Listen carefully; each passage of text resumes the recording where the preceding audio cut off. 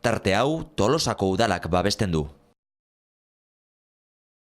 Udalbatza pleno ezoikoa da, gaurkoa, eta lehendabiziko puntua da 2019 bat erreparoa. Esan behar dizuet, irizpenaren 3. orrian, azken aurreko paragrafoan agertzen da udaltzaingoaren zerbitzua eta da kultura departamentua.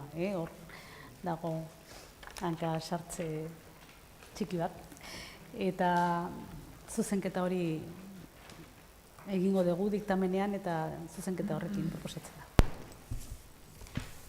Bai, arratsaldeon.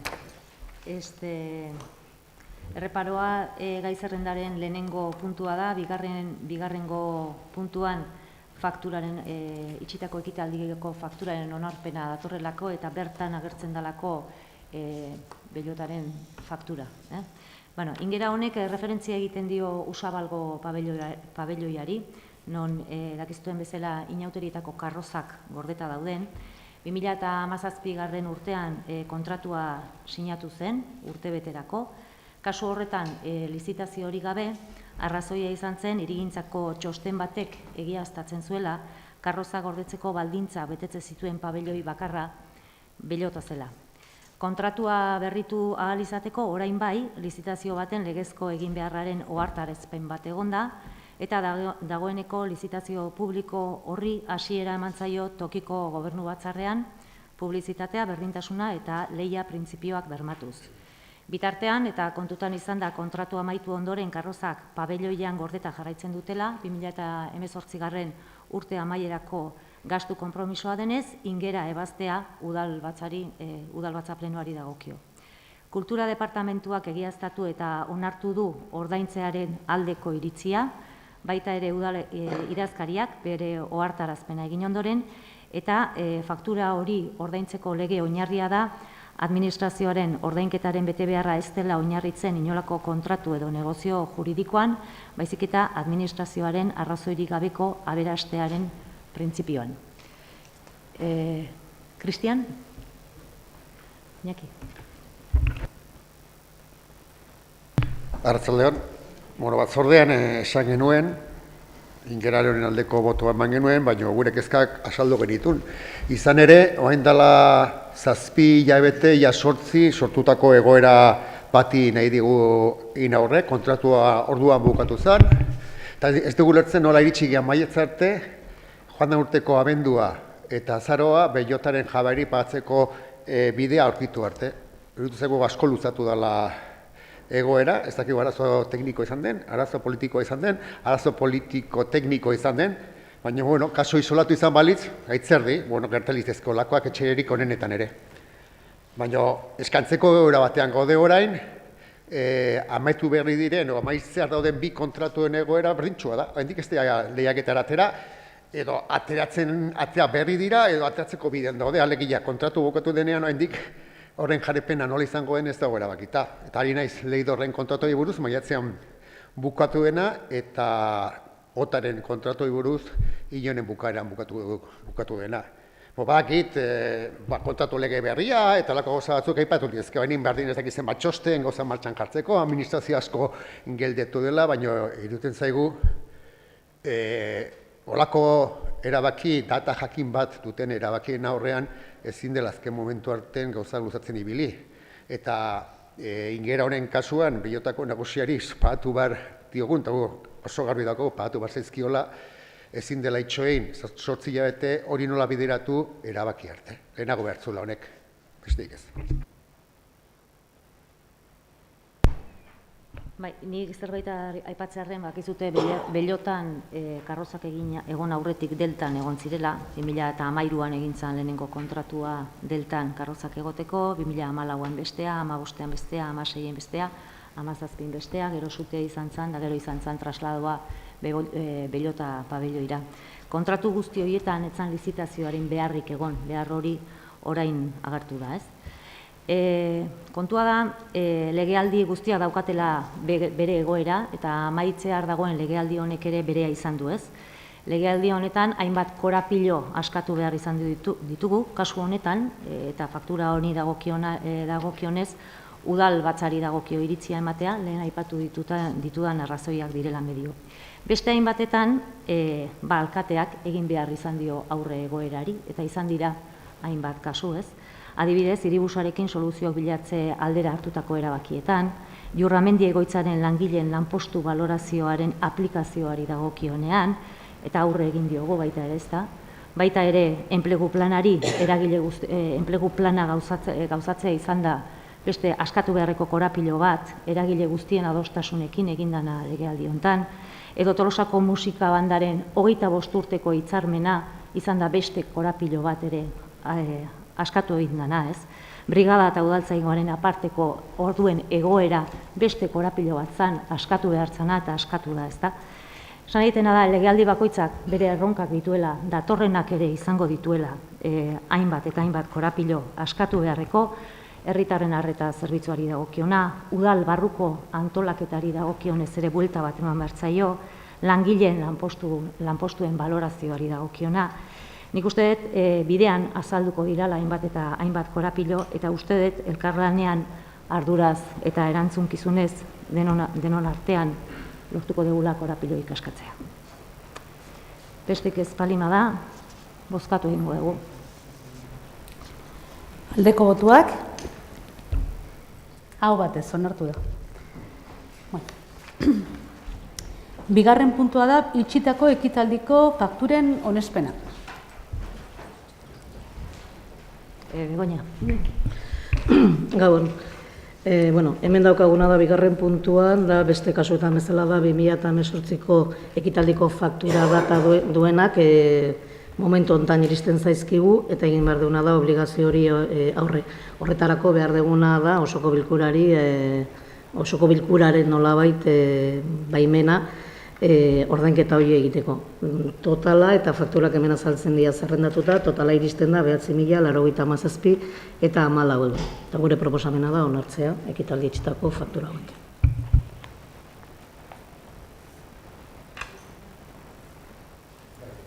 Lehenago esan dugun bezala, hor Bellotaren faktura da ondina, eta esan dugun bezala, onartzeko prest gaude, nahiz eta alkateak aurrerostiko bat jo duen, errubien bezala eta indako galdeari zion erantzun, baina bueno.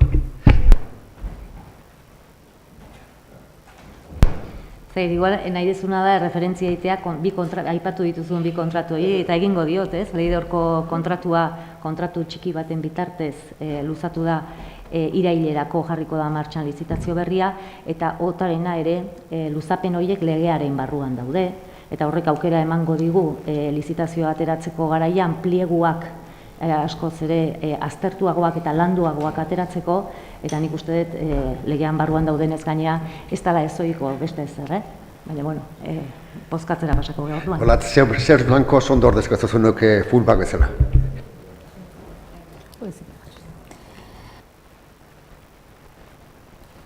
Bueno, aldeko botuak, hau batez onartu da. Hirugarren puntua, hasierako onespena 2019/7 kreditu aldaketarako espedientea, kreditu gehigarrien modalidadean. Kasu honetan nengoetena izango da hirugarren puntua eta laugarrena pixkat batea aipatu eta gero bozkatuko dugu aparte, jarbagina da. Hirugarren puntuan, kasu honetan azaltzeiguna da 7,2019ko kreditu aldaketa, hemen esplikatu genuen ogasun batzordean, eta hemen aurri egin nahi deguna da iaz osoko bilkuran hartutako erabaki bati eta zala 10.000 euroko diru laguntza izatea emakumeen trainera, eta hau tramitatzen dugu 7,2019ko kreditu aldaketa batekin, da gehigarri modalitatekoa, eta finantziatuko da gerakinetatik. Hemen adibidez gero ja diru laguntza honen proposamena lotuta darama da diru laguntzaren eraskina aldatzea, eta hemen edukiko genituzkena izango zen bi proposamen.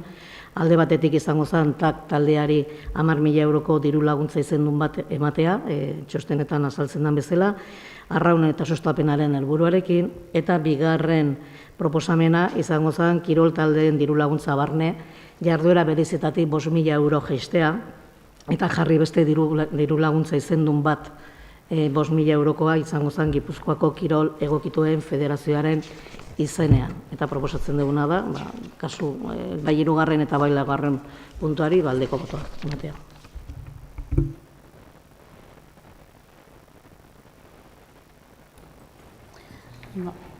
Zer nahi zute, biak batera? Bai? Orduan bozkatuko genituzke 3. eta 4. puntuak batera. Aldeko botuak, 2 puntu aho batez onartu dira.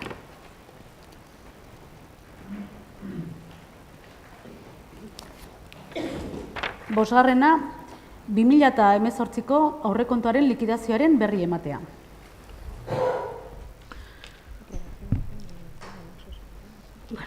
Hemen, pixkat igual aipatu, hemen nik aipatuko ditudan zifra diela, abendu 31koak, orain dela 2 edo 3 aste kontu hartzaileak azaldu zigun talde guztiei likidazioaren txostena, eta, nahiko azalpenak, nahiko sakondekoak izan zian. Hemen komentatzen duguna da, hasierako aurrekontua 2017an onartu genuena izan zen 25.181.000 eurokoa gutxi gora bera, eta behin betikoa izan da 31.008.008 eurokoa borobilduta. Tartean edo aldea izaten da txertatutako kredituak, kreditu gehigarriak eta gaikuntzako kredituak tartean sartzen dielako. Aurrekontuen emaitzan, aztertzen baldin baditugu baita ere pasadiguten informazioa, ikusten duguna da doiketak egin gabe, aurrekontuaren emaitza atatzen zaiguna dela 2.989.197,55 eurokoa. Eta doiketa egin aurretik, ikusita hor azaltzen dien eraiketak, azaltzen zaiguna dela 5.041.000 eta 5.041.067,73 eurokoa. Likidazioak, igual hemen aipatzeko, likidazioak ez dira zifra hutsak, eta hemen kontutan hartu behar duguna da, likidazioa aurkezten dugunen txostenen, azaltzen zaiguna da, baita ere noraino gauzatu diren sarrerak eta gastuak, noraino gauzatu diren baita ere onartutako eskubideak eta obligazioak, baita ere aipatzen da itxitako ekitaldietan noraino burutu diren ordainketak eta kobratu gabeko saldoak, eta horrez aparte baita ere aipatzen zaiguna da baita saldo kobraitza estimazioa. Hau da, gehatzen dien zorrak, beraukera edukiko genituzkenik kobratzeko. Denak aztertuta eta emaitzak guztiak erreparatuta ikusten duguna da emaitzak direla gutxi gora bera beste urtekotan bezalakoak, zifra guztiak iristen dira 180 pasata, kontutan hartuta zifra diela abenduko 31koak. Eta gastuetan, igual zifra batzuk aipatzekotan, gastuetan ikusten duguna da eraiketa arrunteetan iritsi garela 186,87koa, zifra ona, eta kapital eraiketak hemen pixkat bajoagoa eta zaigu beste urtekin konparatuta dela 145,86koa, baina hemen txostenen edo likidazioan baita ere azaltzen da esplikazioa bezala, martxoan jarri zala martxan kontratazio lege berria, eta hau izan duna, edo egin du nahi da, eragina handia izan du, kontratazioak egitekotan, eta hemen ikusten da, pixkat jetxi degula, konparatzen baldin badegu beste urteko zifrekin. Hau izango zen gastuetan sartuta eta sarrerak aztertzen baldin baditugu, kontutan harturik onartutako eskubideak eta noraino gauzatu diren eskubideak beste urteko parametrotan gabiltza eta da berriro 180tik pasata. Eta, hemen ez da azaltzen banatu zaigun informazioetan, baina bai likidazio txostenen talde guztia daukaguna, horra azaltzen da baita ere da beste ekitalitako obligazio guztiak ere burutu izan diela.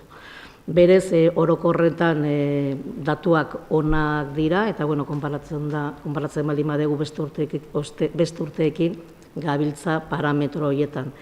Eta likidazio egiten deunen baita ere azaltzen zaiguna da gerakinaren zifra, eta gerakinaren zifra hor bai azaltzen zaigula banatu zaigun informazioan, hasieran azaltzen da 2018 12-31an ze zifra izango zen, eta hor, eraiketa batzuk eginda informazioan azaltzen zaigun bezala, gastu orokorretarako edukiko genituzken gerakinak dira 11.986.067,43 euro, zifra nahiko ona eta txukuna.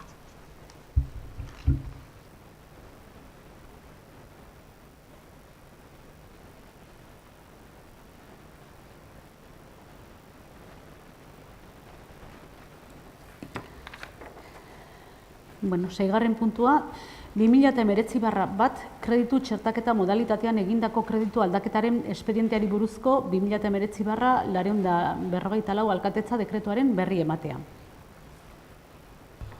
Hemen ere ingoetena izango da, 6. puntutik 11. puntua denak berria eman, eta berri baino besteik ez da eman behar, berez bukaeran ez dugu boskatu behar. Kasu honetan, likidazioa lehen aipatu izan dugu nola izan den, eta likidazioaren ondoren iaz, edo joanen urteko partida batzuk egiten diena da txertatu aurtengo aurrekontuetan. Horretarako bete behar dituztena da 21/2000 euro foro araua jasotzen dituen baldintzak. Hemen egin deguna izan da kreditu txertaketa hori egin dugu bizatitan, izango zen lehenengo kreditu aldaketa eta 5. kreditu aldaketa.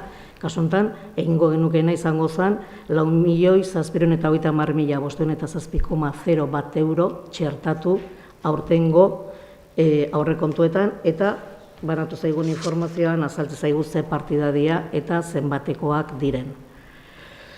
Urrengoa izango zen adibidez 4. kreditu aldaketa izango zen gehigarri modalitatekoa, eta leheno adibidez aipatu baditugu daudela partida batzuk iazkoak betetzen dutela foro arauak jasotzen irizpideak txertatuak izan dadin, daude beste partida batzuk betetzen ez dituztenak baldintza horiek, eta egiten diena da gerakinetatik hartu. Hauek egiten dana da, azken urte hauetan egiten ari garena da, alkatearen 5% erabili, premiazko partida dielako bere erabilpenean. Eta hemen baita ere, finantzatzen dira gerakinetatik. Gero edukiko genukena izango zen 2. eta 3. kreditu aldaketa hauek dira gaikuntza modalitatekoak, eta hau da Eusko Jaurlaritzatik jasotako dirua, egiten duguna da gure kutxan sartu. Kasu honetan, bien artean batura da 171.456,43 eurokoa. Eta 6. kreditu aldaketa hau baita ere izango zen gehigarri modalitatekoa, berez finantziatuko zen gerakinetatik, kasu honetan alkatearen 100%tik harturik, eta kopurua izango zen 35.267 eurokoa, eta kasu honetan hau da behar genuen dirua aurre egiteko gaur egun profilean azaltzen den kontratuari dela inauteriko karroza gordetzeko pabilloi industrial baten alokairua horri aurre egiteko. Eta hauek izango zian kreditu aldaketa guztiak 6. puntutik 11. puntua adierazita daudenak.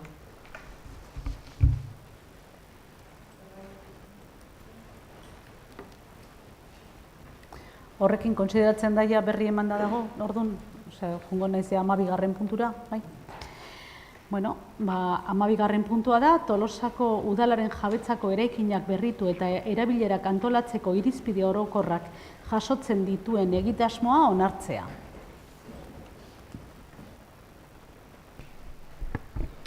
Bai, Gabon, nondi nora jundan proiektua bizkate azaltzeko, komentatu jatorria Tolosatzenen sortu zala, Tolosatzenen herritarrak bertan halako hutsune batzuk edo adierazi duten udal ekipamentuen inguruan, eta eskaera horri erantzunez edo diagnostiko bat idazteari ekin zitzaion.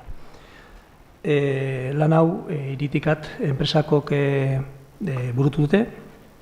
Diagnostiko hortik abiatuz epertaineko beharrei buruzko ikerketa eta plangintza estrategikoa egitea erabaki zen. Nik uste izango duen herriarekiko izango duen implikazioagatik eta proiektuaren tamainagatik eta hasieran bakarrik balimagaren ikusten nabarmentzekoa dela orain arte egindako ibilbidearen nolako prozedura izan den, ez? Alde batetio sortzen dela herritarren eskaera batetik partaidetza prozesu batean udalak antolatutako partaidetza prozesu batetik, horri erantzuteko nolabait udalaren implikazioa ikusten dela, nolabait lanketa zeharkakotasunez landutako lanketa bat daola, sail guztik implikatuta darelako, adostasun politiko bat daolako proiektuaren inguruan, eta eta nolabait hori bukatzeko berriro kontu emateko kontzeptu hortan berriro monografiko bat antolatu zala herritarrekin landutako proiektu horren kontu emateko eta aldi beren ekarpen berriak edo jasotzeko, ez? Ez da hemen bukatuko, bakarrik proiektuaren hasieran gare, hemendik aurrea burutu imarko die saio gehiago, bai udal barruan, bai lanketa politikoa beharko dutenak ere, eta baita ere parte hartze prozesuak edo egon barko dienak, eragilek eta herritarrek beraiek aportazioak edo proiektu barruan txertatzeko, ez? Eta besteik ez, eskerrak eman iritikatekoei eta berezik orain Ainhoa Arrandoneari etortzeagatio azalpenak ematea. Zer. Kaixo, arratsaldeon, esan duen bezala Ainhoa naiz, Iritikaz kooperatibako kidea, eta saiatuko naiz azaltzen labur, azkenean 2 urteko prozesu hontan atera ditugun edo gako garrantzitsunak. Orduan, sarrera agian pixkate saltatuko dut, azkenean berak azaldu duelako nondik datorren edo prozesu honen beharra. Orduan zuzenean joko dut azaltzera zelan fase eduki ditun prozesu honek. 2 fase diferentziatu eduki ditu, lehenengoan diagnostikoaren fasea izan zen, udal ekipamendu eta jardueren azterketa bat egin zen, eta horren segidan lehenengo proposamen bat garatu zen, eraikin eta jarduera horientzako. Hori izan zen lehenengo fasea. Bigarren fasean berriz, hori oinarri hartuta, lehenengo faseko proposamena, hori zuzendu, hori osatu eta ekintza planarekin batera osatu zen. Orduan, hor izango liratezke 2 faseak. Metodologiari dagokionez, metodologiari dagokionez, esan dezagun 2 aldiz osatu dela ziklo paretsua edo, hasiera batean datu bilketa bat egin da, bilerak egin dira maila teknikoan udal teknikariekin sailez sail eta baita bilera amankomun batzuk, bilerak egin dira mahai politikoan, saiatu dena eta lortu da kontsentsu politiko bat edukitzea, eta kontrastea eginda herritarrekin baita ere, berak aipatu duen bezala, Tolosatzen prozesuaren baitan egin baitzen saio bat, non herritarrei aurkeztu zitzaien prozesua eta beraiek ekarpenak egiteko edo aukera eduki zuten. Jasotako emaitzei dagokionez bai, 2 fasetan banatu ditugu, bai. Lehenengo fasean 2 txosten garatu ziren, alde batetik eraikinen katalogo bat, non azterketa zehatz bat egin zen Tolosako 18 ekipamendu, kultur ekipamenduena, eta bestetik lehenengo proposamen bat garatu zen. Txosten diferentziatutan. Eta hirugarren txostena litzateke 2. fasekoan, non saiatu den bateratzen, prozesu guztian zehar ateratako emaitzak, eta proposamen osatu eta zuzendua idatzi dugu, eta ekintza plana, hori gauzatze aldera, ekintza plana baitare. Pixkat azalduko ditut gainetik fase bakoitzan ze prozesu segitu dugun, orduan diagnostikoaren ataelan, lehendabiziko egin genuen izan zen, pixkat gaur egun Tolosako kultur udal eraikinek dituzten erabileren sailkapen bat, pixkat gu ere kokatzeko, nola atean zeuden eraikin bakoitza, eta gero egin genuen izan zen, aipatutako 18 eraikin horietako bakoitzarentzat fitxa bat garatu. Pasatzen baduzu, horrez? Orduan, fitxa bakoitzan egiten genuen izan zen lehendabizi eraikina aztertu osorik, irizpide batzu jarri genitun eta irizpide horien balorazio bat egin genuen eraikinez eraikin, bakoitzaren oinak atera genitun, eta gero fitxan barruan baitare, eraikin bakoitzaren fitxan, baloratzen genitun bertan ematen ziren jarduerak eta horien egokitasuna. Orduan hori izan zen, pixkat, katalogo horren muina edo, 18 eraikinen banan-banakako fitxak. Bai, pasatu, gehiago, pasa, orduan. Behin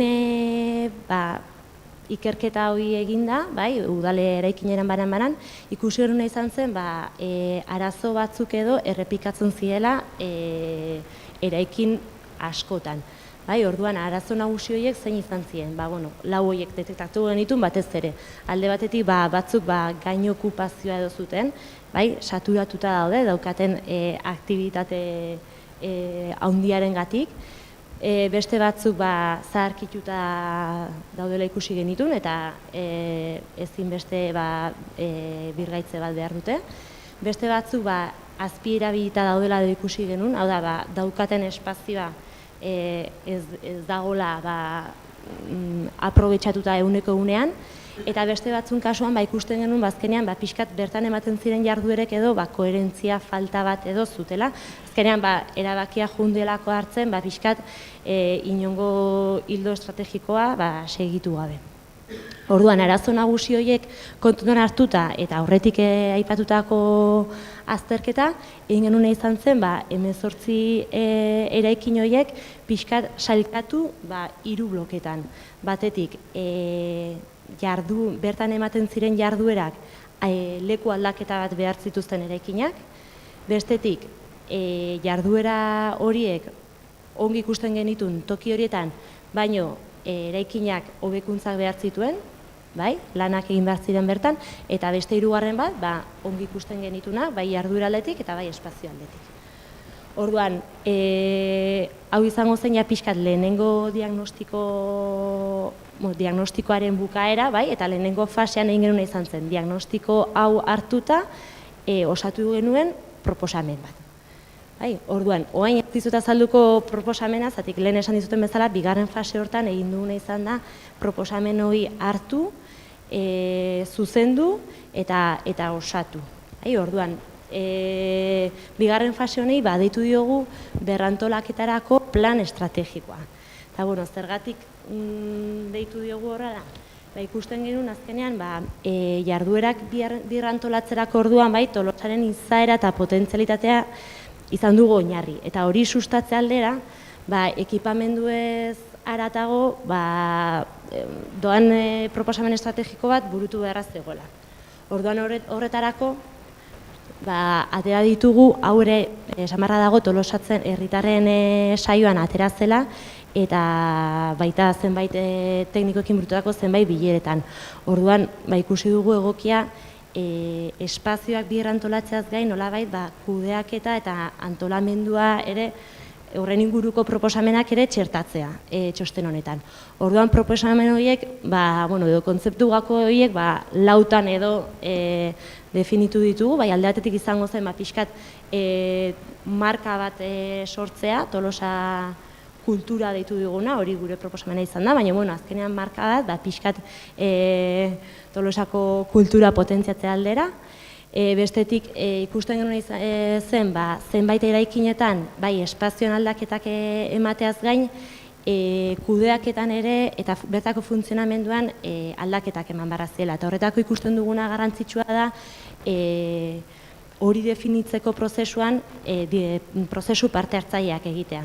Azkenean, nahi baldin badugu, bertako eragile eta hori erabiliko duten eragile eta herritarrak inplikatzea, garrantzitsua da funtzionatzeko definizioan ere beraiek parte izatea. Eta horren arira ikusten genuen ere kogestioaren kontzeptua ere txertatu beharra zegoela prozesu honetan. Azkenin nahi baldin badugu prozesua espazioa barkatu diseinatzerako orduan edo eta funtzionamendua erabakitzerako orduan nolako izango den herritarrak eta inplikatzen nahi baldin badugu zer esanik ez gerorako funtzionamenduan eta gestioan. Herritarrak eta eragileak ikusten dugu udalarekin batera izan behar direla espazioen kudeatzaile. Hori hirugarren kontzeptu gapoa, eta laugarrena izango zen pixkat efizientzia eta polivalentziarena. Prozesu honetan zehar, behin baino gehiotan topo egin dugu, batez ere teknikariekin hitz egiterakoan edo eragileekin, bakoitzak, tendentzia dago bakoitzak bere espazioa eskatze aldera. Eta guk uste dugu geroz eta gehiago pixkat horretik aldendu beharra dagoela, eta espazioak geroz eta polivalenteagoak eta erabileran hitzekoak izan beharra diela. Orduan hori pixkat izango litzateke espazioen berrantolaketari gehitu dioguna, bigarren fase honetan. Orduan, orain bueltatuz, nola definitu dugun, kontsentsu politikoa gainera izan da, nola gelditu dien espazioen proposamenak, hemen ikusi dezakezue bukaerako mapa edo izango zena, eta pasatu, favorez. Esan barra dago, lehenengo fasean aztertu genituela 18 eraikin, eta bigarren fase honetan 18 eraikinak aztertu ditugu baita ere, baina ikusi zen garrantzitsua batez ere 8 eraikinetan zentratzea. 8 eraikin hauek ikusten baitzien ziela estrategikoenak. Orduan, eta aparte ikusten zen ezinezkoa zela 18 eraikinetan zehaztasuneko ekintza plan bat idaztea. Orduan hor borobilduta ikusten dituzuen eraikinak dira, pixkat eraikin gako edo traktore moduan definitu ditugunak, eta horiek izan dira pixkat sakontasun gehiagokin landu ditugunak. Orduan, hauek izango liratezke pixkat eraikin gakoak, eta hau, hemen zerrenda moduan jarri dugu, azkenean eraikin gako horientzako kontsentsu politikoan adostutako erabilerak, espazio bakoitzaren dako. Orduan, lehendabizikoa hitzaren etxea, eta esan barra dago ere, izan zela pixkat bigarren fase honetan, kezka edo sortu zuena, eta horren arira bilera batzuk egin ziren, eta azkenik erabakitzen hitzaren etxea, lehenagoko kulturetxea deitu dioguna, bertan liburutegia kokatzea. Orduan, esan bezala, hitzaren etxean jungo daitezke liburutegia eta balioan hitzerako aretoa, Gorosabeltzarran kultur baliabideak diala gaur egun kulturetxean kokatuta daudenak musika eskola eta euskaltegia, Aranburu jauregian berdin geratuko litzateke dena, baino liburutegiaren tokian udal bulegoak, kasu honetan gazteria, kultura eta festa saietakoak gaur egun kulturetxean daudenak kokatzea proposatu eta onartu da. Errotan bidaiaren txokoa mantenduko litzateke eta beste pisuetan gazte topagunea, Abastos eta Meteorioarresen ikusten zen erabilera egokia zela espazioentzat, baina kudeaketan edo buelta bat eman beharko litzatekeela, orduan, kasu hortan aldaketa hortik doa, ferialekoan kirol jarduerak eta erabileratz anitzerako gunea, Unipapel, momentuz gaur egungo erabilerak eta gero libre dagoen espazioan, industria sortzaileako espazioa, eta azkenik Euskararen etxea Iturritza utzi dugu pixkat asterisko batekin, lanketa eginda zegoelako, eta ongi ikusten zen bertan Euskararen etxea, Itzol Euskaltegia bertan kokatzea, hala ere momentuz onartu zen, hori Gorosabelen geldituko dela, eta gelditzen dela aukera moduan txosten honetan. Orduan, 8 eraikin hauentzako egin duguna izan da garatu hor ikusten dituzuen puntuak. Alde batetik izaera definitu dugu, programa arkitektonikoa definitu da, kudeaketa eredua, ze parte hartzaile egongo dian bertan, ze jarduera aldaketa eman bardien erabilera berri horiek espazio horietan eman ahal izateko, ze bide horri segitu behar den hortarako, eta gero aurrekontu orientagarri bat. Orduan, oain erakutsiko dizuguna da eredu bat, ikusteko pixkat 8 eraikin horien fitxak nola osatu ditugun. Orduan, hor ikusten dituzue jarduerak, hemen taula, esan bezala, ekin bakoitzak izango luke horrelako taula bat. Izaera, programa arkitektonikoa, kudeaketa eredua, parte hartzaileak, jarduerenetan aldaketak, bide horria eta aurrekontu orientagarri bat. Honetaz gain, sartu ditugu, eraikin bakoitzaren plantak eta bertan egin duguna izan da espazioaren banaketa bat, baina azpimarratu nahi dugu hemen jarri dugun espazioen banaketa bat dela ikusteko azkenean jarduera horrek eraikin hortan enkajoa duela. Bai, ez du esan nahi, liburutegiko lehenengo solairuan aurren txokoa hor joan behar dunik, baizik eta kabida duela erabilera horrek eraikin horretan.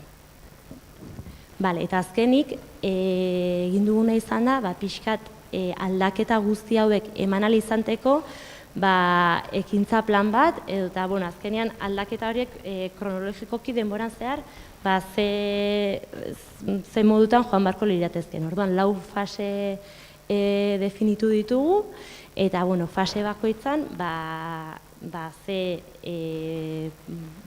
prozesu parte hartzaile egin beharko dian, ze proiektu arkitektoniko, ze birkokapen egin beharko dian, toki batean obrak egin ahal izateko, bestera eraman, eta orduan hor dituzue, gutxi gora bera, 4 fasoiek markatuta, 5 eraikinentzat.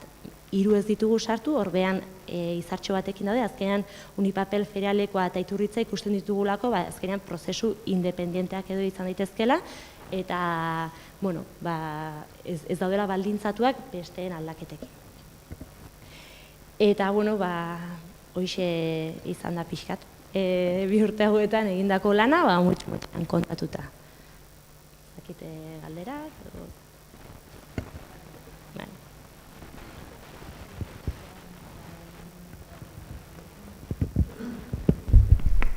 Ez, guk eskerrik asko, eta guk badakigu hau azkenen epe luzerako lana izango da, ez? Ze azkenen ekipamendu erekin eta guzti oso garrantzitsuak daude hor barruan sartuta, baina guk prest gaude lana egiteko konsensuk bilatzeko eta gure babesa oso emateko lan hau aurrera atatzeko. Mila esker.